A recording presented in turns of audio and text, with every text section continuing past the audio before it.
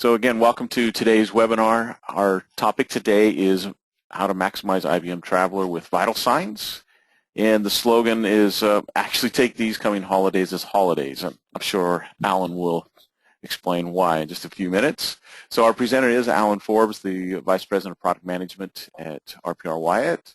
And just as a reminder to the attendees that your attendance today has entered you in, and if you have attended other webinars, this is yet another entry. So the more times you attend webinars, the more entries you get to win either a Mac Pack, which is a MacBook Air, an iPad Air, and an Apple TV, or a trip to ConnectEd 2015 here in Orlando.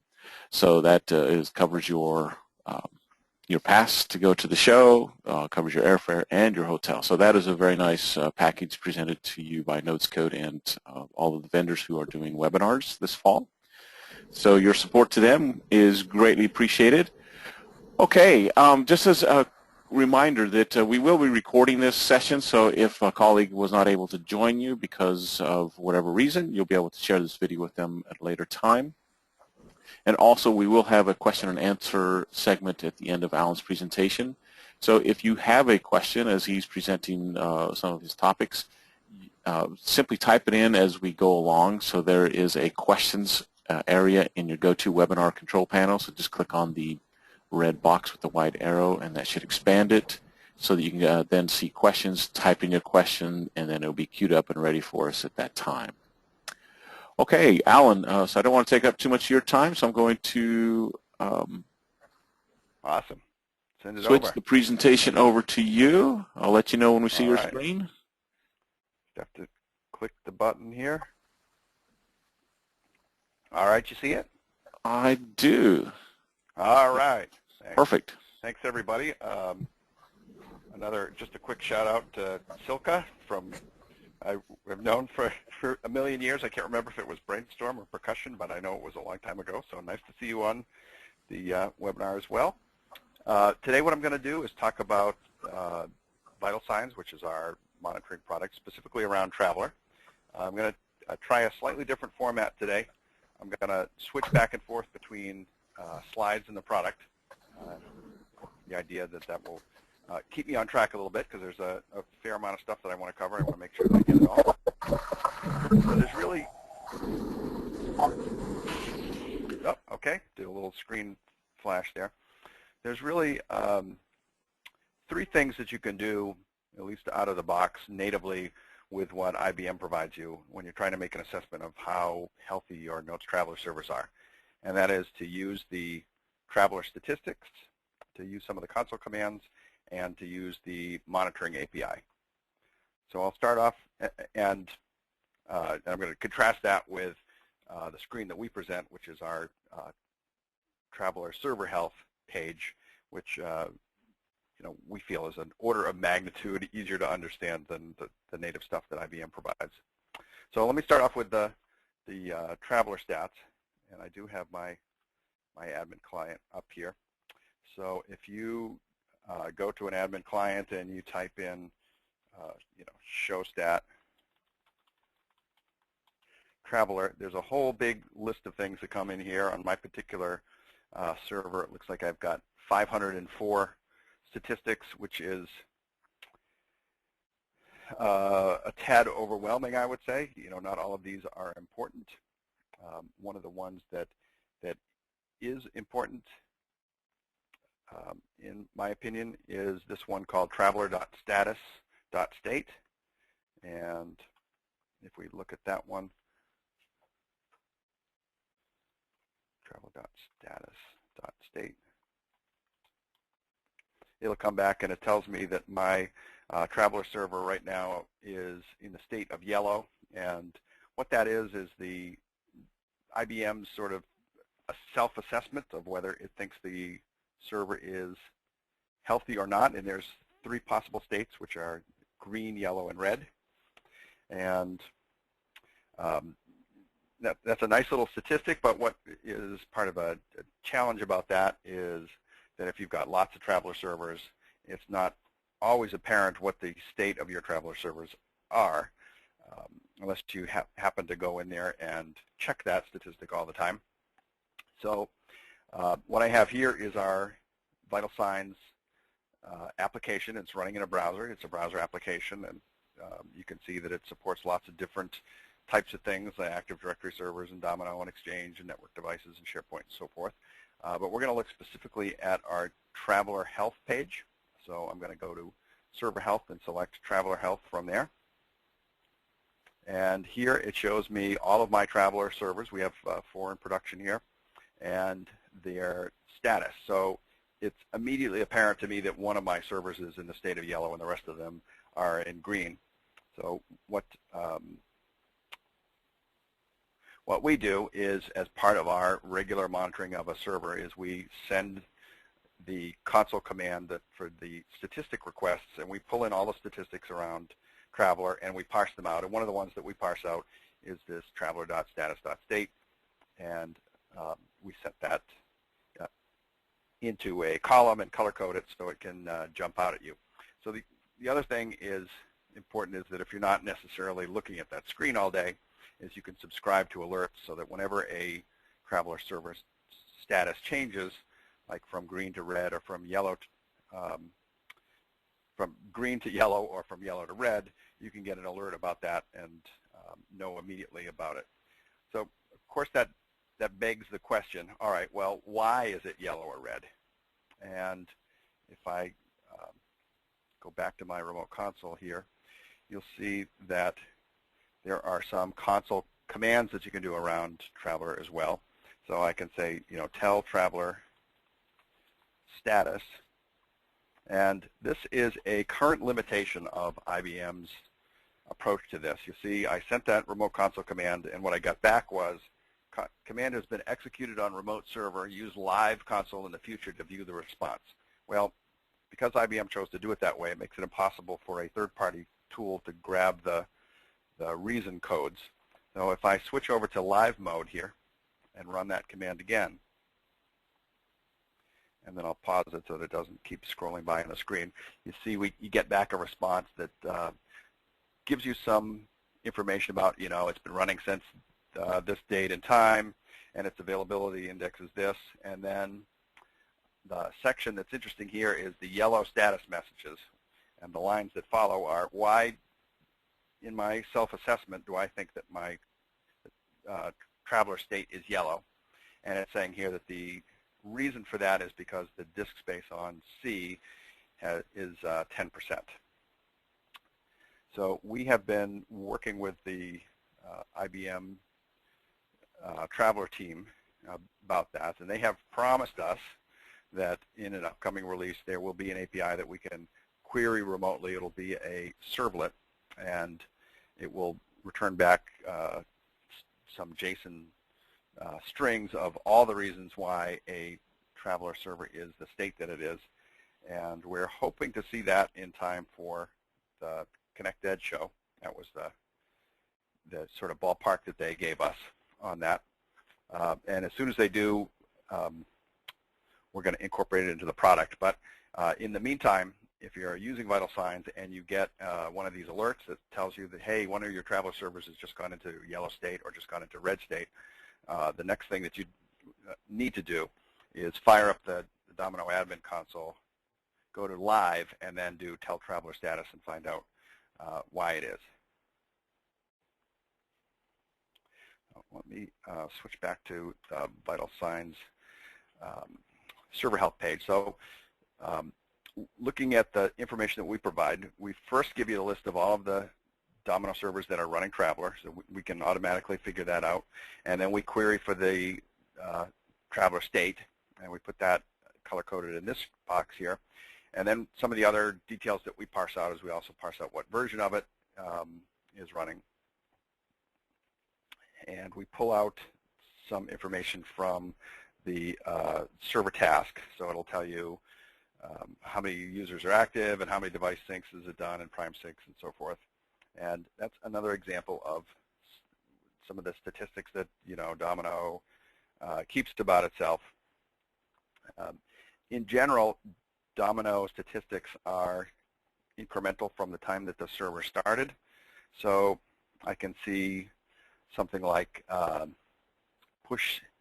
Traveler push sent to active sync equals 13,343. And what that means is that from the time that the server started, that's how many active syncs it's done.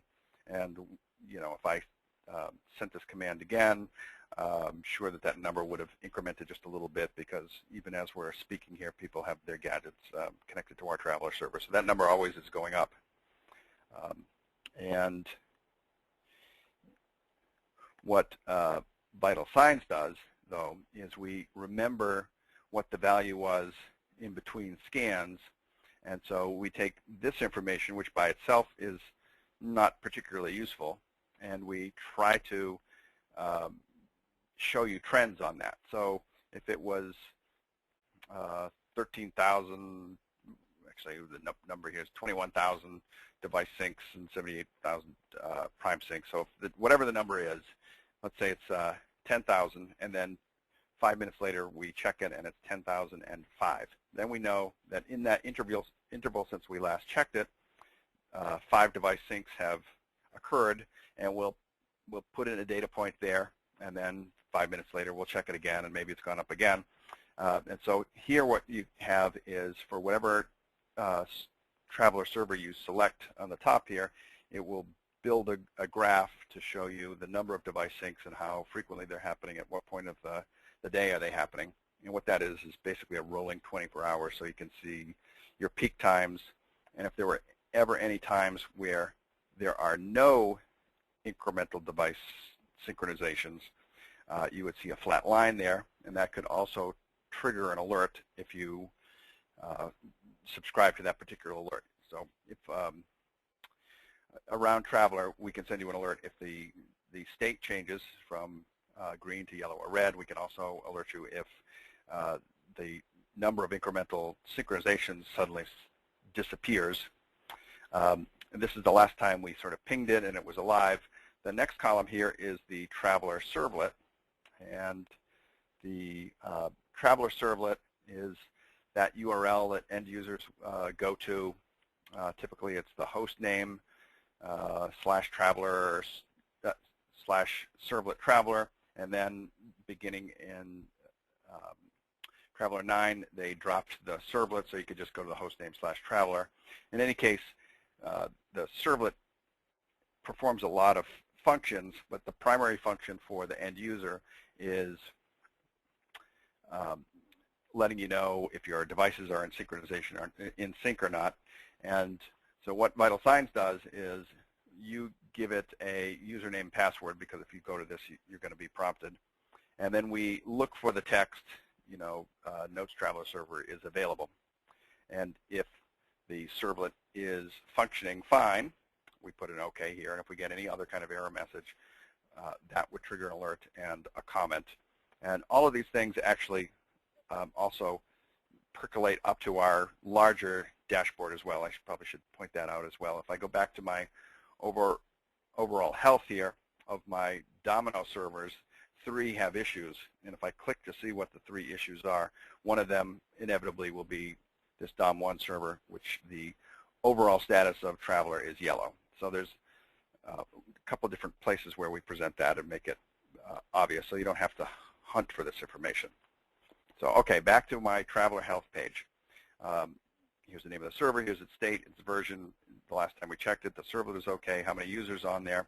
The next thing is we do an assessment to try to figure out if the server is running HA or not in high availability mode, and if it is, then we do an optional test where we directly query the SQL server or the DB2 server in the back end, and ask it how many users it has, and make sure that we get a result back. So that tells you that the back-end data store is functioning properly.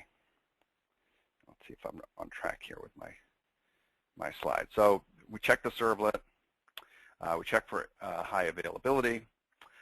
When we test the back-end data store, we're basically using the native protocols of either a .NET SQL server provider or the IBM DB2 client. Connect to the box. You give us the type of it, the username and password, and some credentials, and you say, okay, whenever you're scanning this particular Traveler server, that's when I also want you to run this test on the back end.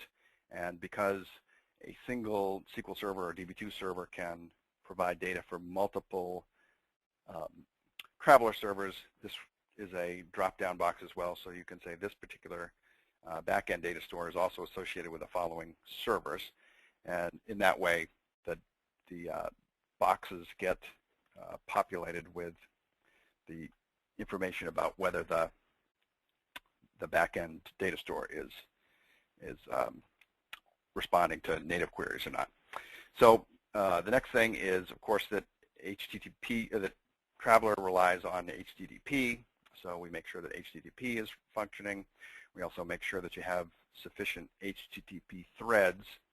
That's important because typically when Traveler is installed, admins take just the defaults for the number of HTTP sessions, and IBM recommends that you have 1.2 times the number of devices for HTTP sessions. And what often happens is users will add more and more devices over time. You know, I'm just an offender myself. I got 3 gadgets hooked up, and that's only because some of my other ones have been offline for just a little bit. But that consumes HTTP sessions, and if you run out of HTTP sessions, then what happens is the Traveler server ends up thrashing around, creating and destroying HTTP sessions to perform the synchronizations, and the performance of the Traveler server goes down over time. So one of the other things that we also track is the consumption of HTTP sessions over time. And you can see that on this graph here. And if you start to approach the limit, then VitalSigns will also send you an alert on that, and that will be a status update on the main dashboard. It will say, you know, DOM1 is potentially running out of HTTP sessions. So that's kind of a cool thing. Another bit of information that IBM provides is back to my console here. It provides a number of statistics that are histograms. Let me see, I think, I don't know if this is the exact one, but they all sort of function the same way, which is a Traveler.device sync time histogram, and then it's the .200 means successful, and then the next set of digits is .000-001. So what that means is the number of synchronizations that took between 0 seconds and 1 second. Actually, that's not the exact one I want, because I want the one that shows which server. Here it is. So it's the number of times the Traveler server had to reach out to a mail server to do a synchronization. How long did it take? So in our case, 13,000 of them so far have occurred in less than a second. 22 of them took between 1 second and 2 seconds. 12 took between 2 and 5 seconds, and so forth. And depending on how many back-end mail servers you have talking to the Traveler server, you might have a pretty long list of these histogram statistics. It would be one for each back-end mail server, and then also one for each of these intervals that IBM tracks. So the less than a second, 1 second, 2 second, 2 second, 5 second, and so forth. Now, I'm sure you're thinking to yourself, if you're still with me, that, wow, that is not very human-friendly at all. And we totally agree that that's not very human-friendly. So what we came up with was a way to try to represent that in a more human-friendly way. So as I scroll down my screen here, you see that my Traveler server DOM1, which is the server that I have picked in the top of the grid here, talks to the following 2 mail servers, and then in the same way that we record the interval for most of statistics like mail statistics and device syncs and so forth, we also record the interval of how many synchronizations occurred since the last time we looked at the server that took less than a second, took between second and 2 seconds, took between 2 and 5 seconds, and so forth. And then we put it in this grid and color code it. Now, at the moment, it is a boring solid green, which is really what we like to see. But what would happen is, let's say this Traveler server talked to 5 or 6 or 15. We've seen 25 different mail servers, and one of them there was a connectivity problem with for one reason or another. So most of your Traveler users are reporting that everything is syncing fine, but a small subset of the users, which happens to be all the users on a particular mail server, are now not getting their mail. It would be virtually impossible to figure that out by looking at this stuff. So what VitalSigns does is it says, okay, since the last time we scanned, how many device synchronizations took between 2 and 5 seconds, or took between 5 and 10 seconds? And if that number suddenly spikes, or if there's anything in there other than 0, actually we hope to see 0, then that gets color-coded and can trigger an alert. And you can come down here and say, oh, gee, I see that my Traveler server is having difficulty talking to this mail server. Is that an ongoing problem, or is that something that just started happening? So I could say here, select a mail server. So my Traveler server is DOM1 talking to mail server DOM2. How many synchronizations took between 5 and 10 seconds, or took between 10 and 30 seconds? And I was actually expecting to show you a flat line, but here's an example of, at 6:30 this morning, for whatever reason, DOM2 had one sort of issue or another, or maybe the agent manager or some other process kicked off, and that made it so the Traveler server was not able to talk to it as quickly, and there was a little spike here. Now, I can see that it immediately went right back to normal, so I'm actually not concerned about that. But the point is that when you see a spike in one of these categories that would indicate that a Traveler server is having difficulty talking to a mail server, you can then zoom in and see, was that a one-off event, or is that an ongoing thing that you really need to try to figure out? So thanks for bearing with me through that explanation. The trick, of course, is to just take what IBM gives you and try to turn it into something that's more easily understood and digested. So VitalSigns tries to take that stuff and make it clear.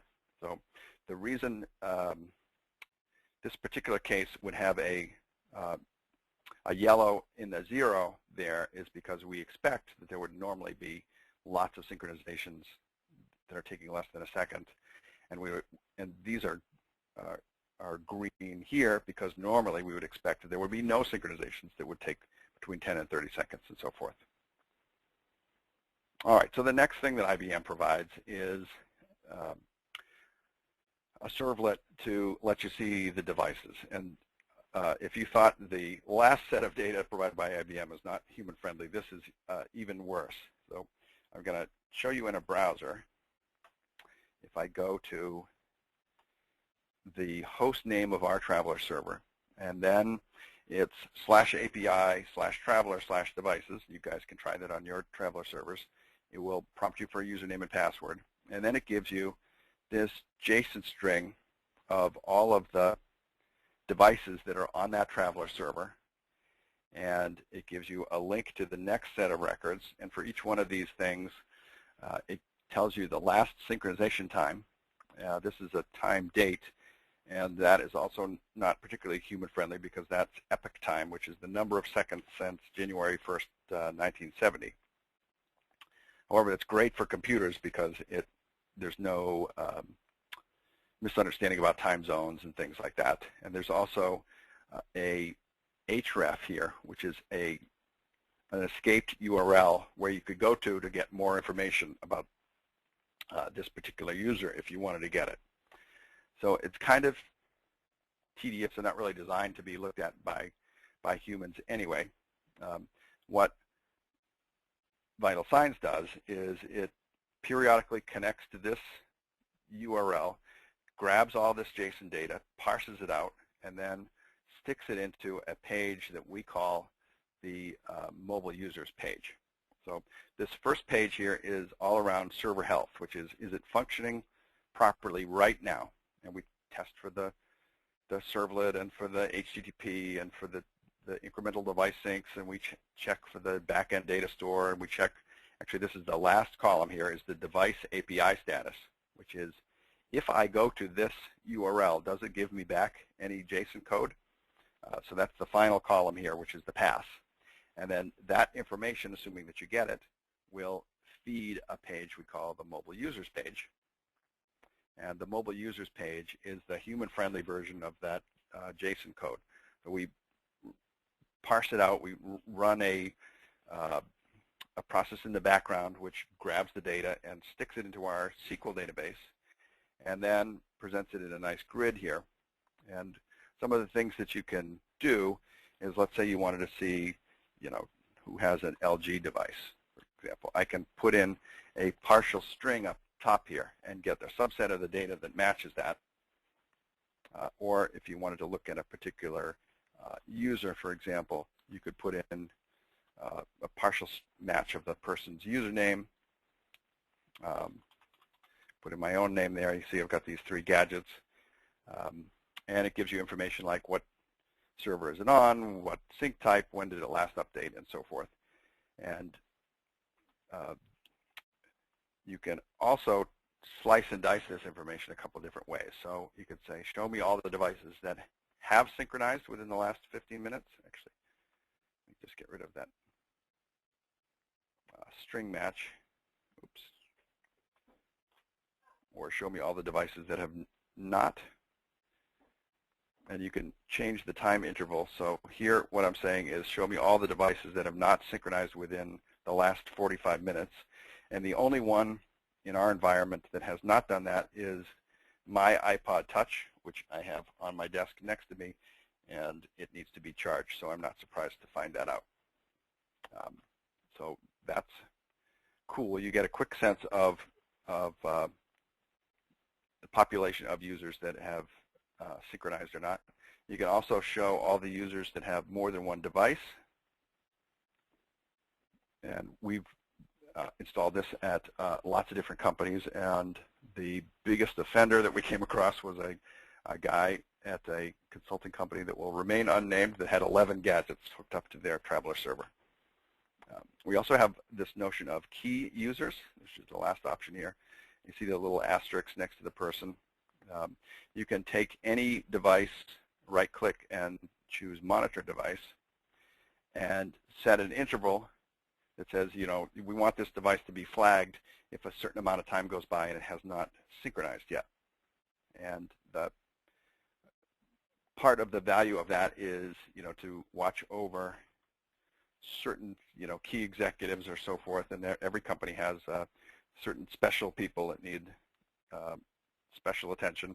The other thing is that as you're demoing this product and looking to get funding out of these people, you can also say, hey, and if we get this, we're going to watch over your particular device. So not only are we going to know that the Traveler server overall is healthy, but we're also going to be alerted. If your iPhone suddenly stops synchronizing, we'll know before you even know. And that tends to get executives' attention as well, because a lot of them are mobile mail addicts, just like I am. So some other information we have is presenting the different types of devices. So this is a count that shows, we've got this many iPhone 4S's and this many 5S's and 5s and so forth. And you can either do that across all the Traveler servers, or you can do a dive into a particular server. You can also see the different distribution of operating systems. We used to show this as a pie chart, but as our number of customers grew over time and they had more and more devices, we ended up having smaller and smaller slices in the pie, and it became unreadable. So here what we do is we just show the top 20, and the bar chart will show all of them no matter how many you have, and this screen will just extend down to the bottom of the screen if you've got hundreds of different operating systems. So sync time's another way of viewing the data. I showed at the beginning here that under mobile users, you could say, show me all the devices that have not synchronized in the last 15 minutes. Here you can get a quick, pie chart look and feel of, well, what percentage of my devices have synchronized lately? And I can see if I sort of mentally add these two slices together within 15 minutes and between 15 and 30 minutes, I got a pretty good sense that my Traveler server is functioning normally. Just I know off the top of my head that that's the typical distribution because we have a good split of phones and Wi-Fi devices, and Wi-Fi devices don't always sync because they have to be within range of a network. And the last little piece is, what percentage of users have multiple devices, and this is just, again, more management information to show the executives, what is the makeup of your user population out there. Now, that's all the information that is Traveler specific, I believe. Let me just go back to my slideshow here. Yeah, we go from this to this, which is nice.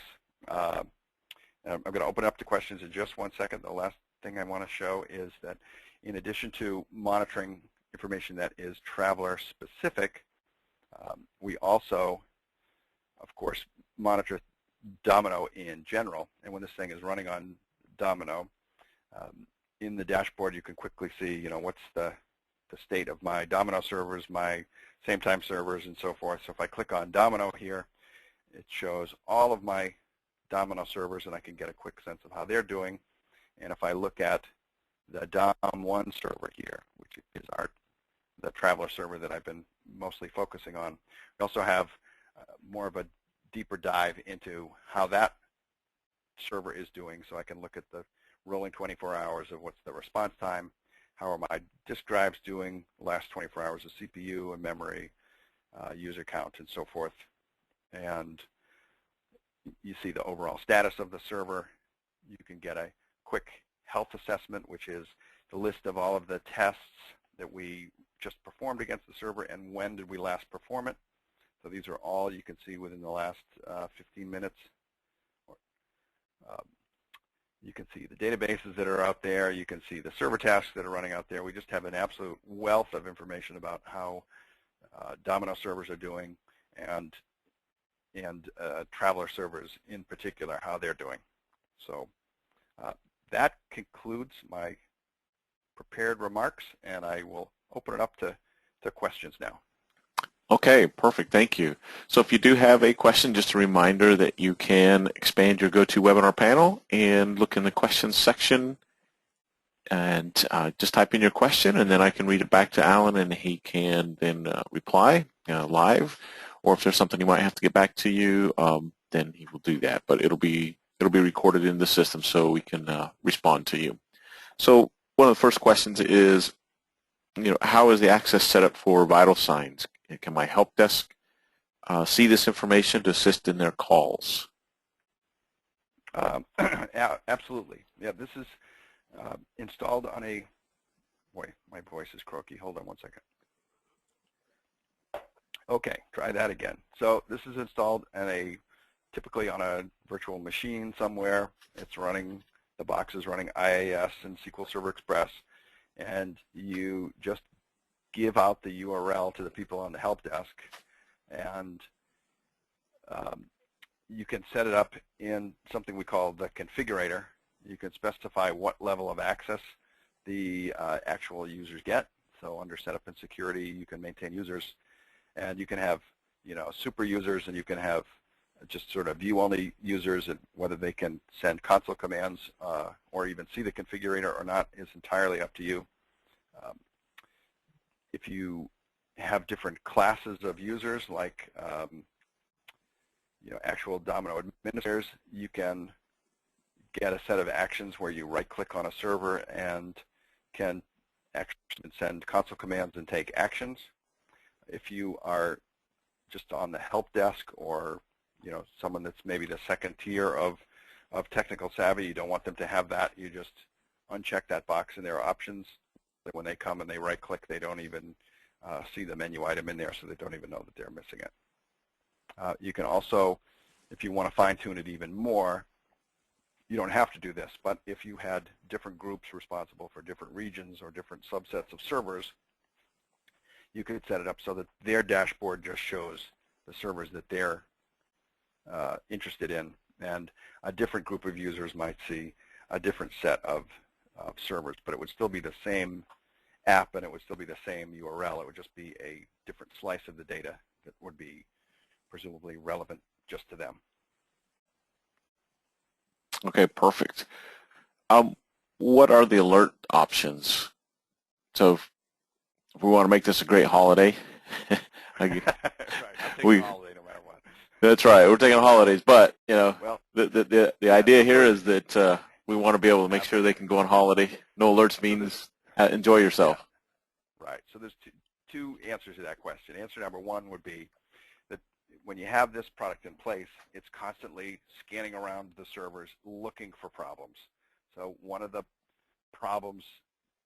things that will bring down a server faster than anything, stop mail from routing and everything like that, is running out of disk space.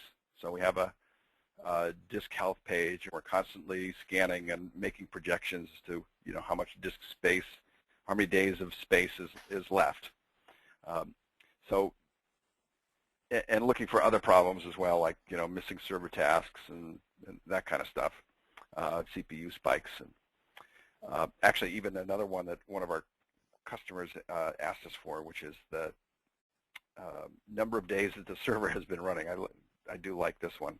So one of our customers had a policy that said a Traveler server a Domino server rather, is more likely to be stable if you reboot it regularly, and they have a policy that a server needs to be rebooted at least every 45 days. So we have as part of querying the server, we also query for how long it's been running, and we put that in a color-coded view here, and we also allow you to subscribe to an alert, so if you forget and a server goes over a certain amount of time. So one thing you would do is sort of this proactive stuff, rebooting a server that's been running for a long time and making sure that you're not likely to run out of disk space or anything like that over the Thanksgiving break. And then the other piece would be, if it does detect a problem while you're not there, then it can send you an alert to let you know about that before that it really blows up in your face and end users start complaining about it. So there's, in the configurator, under our section for alerts, we have alert settings and alert definitions, and I think I'll just show the alert definitions for today, but there's lots of other things that you can do to customize it and tweak it. But basically the way this works is you can give an alert a name, and you can specify a number of destinations. Where should this alert go? So maybe during business hours it goes to one address, and during off hours it goes to a different address. Or if you're the type of organization that has follow the sun support, and during specific hours it goes to an offshore team, and during other hours it goes to the onshore team, and so forth, you could specify even up as precisely as specific days of the week, specific hours, the alerts go to this group and to a different group at another time. Here I'm just taking sort of the simple case of during business hours, send it to me and send a copy to my colleague. Then you can specify, here are the types of alerts that you want to hear about. So, for instance, if a Traveler server stops doing the device syncs, so if that graph that I showed you, if that suddenly flatlines, you can hear about that. If Traveler looks like it has insufficient threads, or can't access a mail server, or just some of the basic things of if a server goes not responding or runs out of memory and so forth. And actually, there's a little checkbox next to here which is on event recurrence, and event recurrence is a new feature that we added to help minimize nuisance alerts.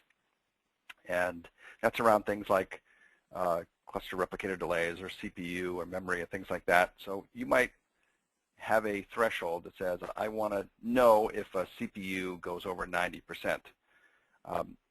But things can happen during the day, and a server gets occasionally busy, and it spikes up over 90%, and then a few minutes later it's down again. Well, you don't necessarily want to get an alert that says, hey, DOM1 CPU is 92%, and then 2 minutes later you get another one saying, never mind, the CPU is fine again.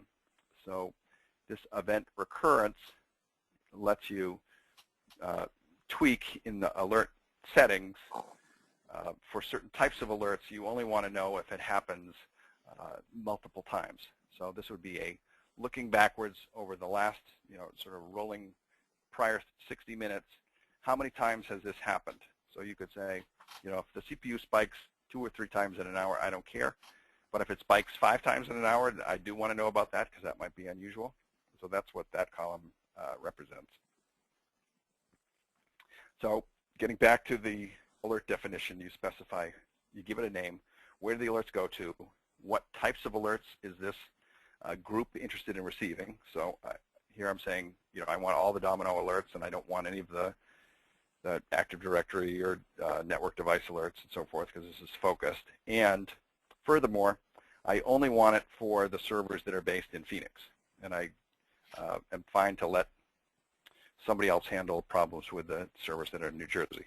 So you hit OK, and you can create any number of these things. So you can fine-tune all of these things. So you could say,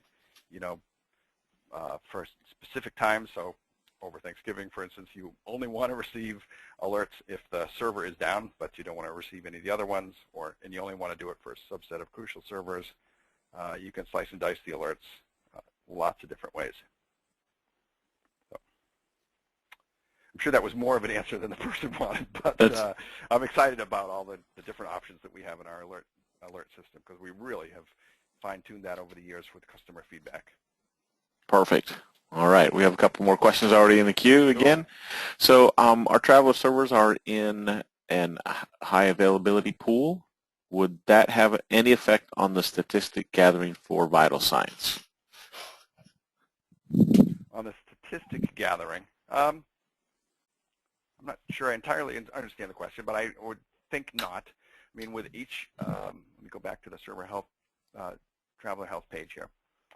With each one of your Traveler servers, let's say you've got a scan interval of 8 minutes or 10 minutes. So the 10 minutes is up, we connect to the server, we do all the standard domino health tests of memory, CPU, disk space, server tasks, blah, blah, blah, blah. Then for a server that we know to be a Traveler server, we also query for Traveler stats and parse out this stuff, write it into our SQL database. If everything's cool, we update all the different columns with the, pass, okay, so forth, update the heartbeat, and move on to the next server. We do have some customers that have 50 Traveler servers, none of which are HA. I know they're moving to HA. So I know that it, can plow through all these and scales very nicely. I don't really think of anything that would be different for an HA server, other than the perhaps in the HA pool, the Traveler servlet URL is shared across the 2 different servers, and we do have a couple of customers that have it set up that way. And so when you're in the configurator defining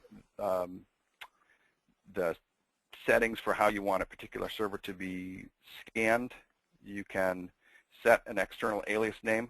So on an HA server, they have a common external alias with a splitter. You can say that whenever I test for the servlet, I want to use this alias name as opposed to the host name of the box itself. And you can specify whether it uses SSL or not. And we also have customers that have Traveler servers inside the DMZ and outside the DMZ with using different credentials. So you can specify any number of sets of credentials, and you can say, when I scan this server, I want to use these credentials, and when I scan this other server, I want to use these other credentials. And administrators who don't even necessarily know the credentials can still select them from the list here without, compromising passwords or anything like that. So if that didn't answer your question, you're welcome to email me, and I can follow up after the webinar on that. Okay, perfect. Next question, a little bit similar. They're asking if the tool is constantly querying the Traveler server, what performance impact is there on that server? Oh, I love that question. VitalSigns is, and I'll say in quotes, just another notes user.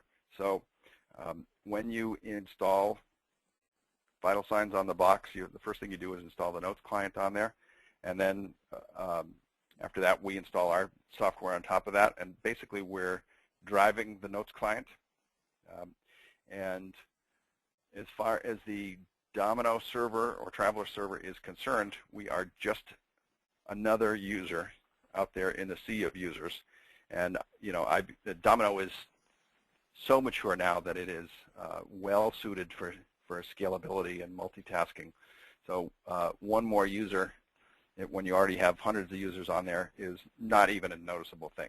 It's just a user checking their mail to see if anything is new, connects to the server, creates a session, grabs the information it needs, drops off, and then the server services somebody else in the meantime. No, it's not. We've never had anybody say that they've been able to notice it. All right, perfect. Good question and a great answer. Yeah. All right. Well, actually, we're coming up to close to the end of the allotted time. So this will be the last call for any questions, if there are any questions remaining.